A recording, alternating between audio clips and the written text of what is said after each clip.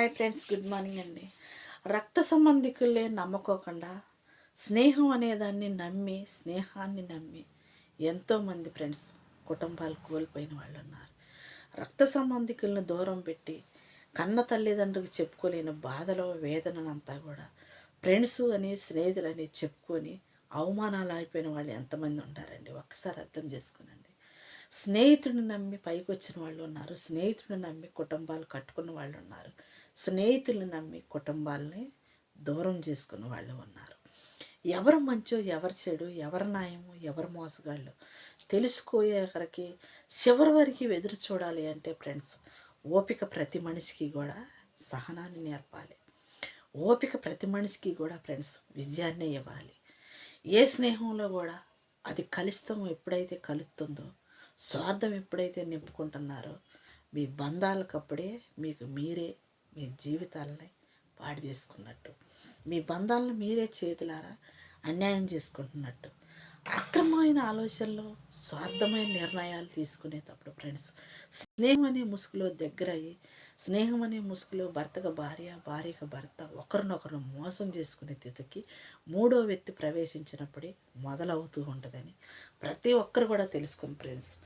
ఎందుకంటే మోసాన్ని చూసి చాలామంది తెలుసుకోలేరు, మంచి అని నమ్ముతారు. ఎందుకంటే మైకంలో ఉన్నప్పుడు మోసం అని తెలియకుండా కళ్ళ కావరంతో శరీరం కొవ్వెక్కినప్పుడు తీసుకునే నిర్ణయాలు, మనం ఏం చేస్తున్నాము, మనం ఏం చెందుతున్నాము, మనం సమాజంలో ఎలా బ్రతకగలుగుతాము, మన కుటుంబ పరువు ఏంటి, మన బిడ్డల బాధ్యతలు ఏంటి, మా బంధం ఏంటి అనేది గుర్తించుకోకుండా కొంతమంది ఆడవాళ్ళు కావచ్చు, మగవాళ్ళు కావచ్చు ఫ్రెండ్స్, స్నేహం అనే ముసుగులోనే కొన్ని దారుణాలు చేస్తున్నారు. కొంతమంది ప్రాణాలు కోల్పోతున్నారు, కొంతమంది బిడ్డల్ని అనాథలుగా మారుస్తున్నారు. అక్రమ సంబంధాలకు అలవాటు పడే ప్రతి బంధం కూడా ఫ్రెండ్స్ బిడ్డలకి ఏది వృద్రోహం చేసినా కానీ, రెండు కుటుంబాలలో చేసేది కూడా పిల్లలకే అన్యాయం అయిపోయేది. నీ పాపం కోసమేమో, నువ్వు మోసం కోసమేమో ఎదుటివాడి భార్యని అన్యాయంగా అక్రమంగా వాడుకోను, వదిలించుకోలేక సంపు నరుకు పాడు చేస్తే, నీ పాపం కోసం నీ భార్య బిడ్డలు దిక్కులేని వాళ్ళు అయిపోయి నువ్వు జైళ్ళల్లో ఉంటే వాళ్ళు రోడ్ల మీద అనాథలుగా బతుకుతుంటారు. లేదా నీ పెళ్ళం కూడా మరొకటి సంసారంతో అక్రమ సంబంధం పెట్టుకుని ఆ బిడ్డలను బతికించాలి. అన్యాయానికి అక్రమానికి ఒడిగడుతూ ఉండాలి. ఎప్పుడైతే నాలుగు గోడల మధ్యన కూడా న్యాయం జరుగుతుంది అని నమ్మిన రోజే ఫ్రెండ్స్ కుటుంబాలు ప్రశాంతంగా బ్రతకగలుగుతాయి, నిలబడగలుగుతాయి. కానీ న్యాయం అనేది చచ్చిపోతుంది.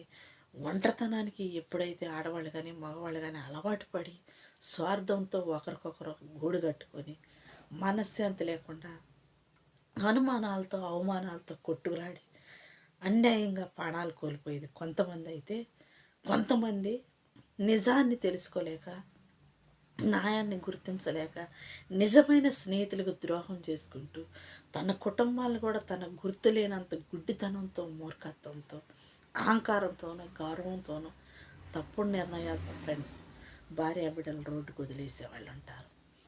స్వార్థపరులుగా ఏ రోజైతే మనలో జీవించడం మొదలెస్తామో ఫ్రెండ్స్, ఆ రోజే మనకి ఏదో ఒక రూపంలో నాశనకరమైన దినాలు ఎదురుగా వస్తుంటాయి.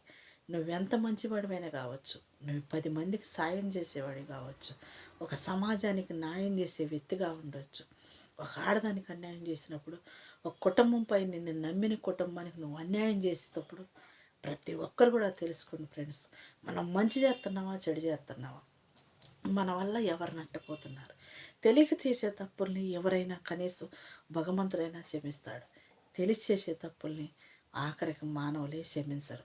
నీ పాపాలు పడిన రోజు సమాజంలో నువ్వు నిందించబడుతుంటావు, దూషించబడుతుంటావు, అవమానాలు పడుతుంటావు.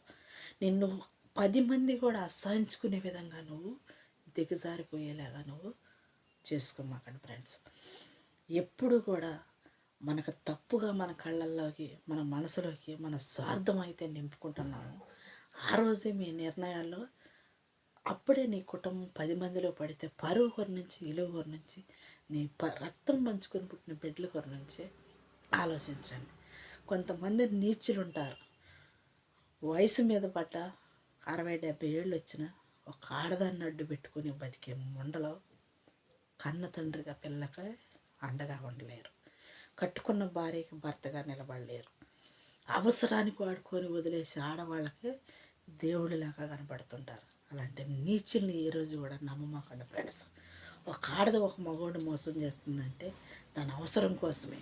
ఒక ఆడది ఒక మగవాడిని దేవుడిగా భావిస్తుంది అని అంటే ఒక ఆడదానికి శత్రువుగా కనపడి ఇంకొక ఆడదానికి దేవుడిలాగా ఎందుకు కనపడతారండి? ఒకసారి ఆలోచన. దేవుడు ఎప్పుడు దేవుడిలాగానే ఉంటాడు, మోసగాడు ఎప్పుడు మోసగాడు లాగానే ఉంటాడు. అవసరం తీర్చుకునేది ఎప్పుడు కూడా పొగుడుతూనే ఉంటుంది అనే విషయాన్ని మాత్రం మర్చిపోమాకండి ఫ్రెండ్స్. Okay, bye.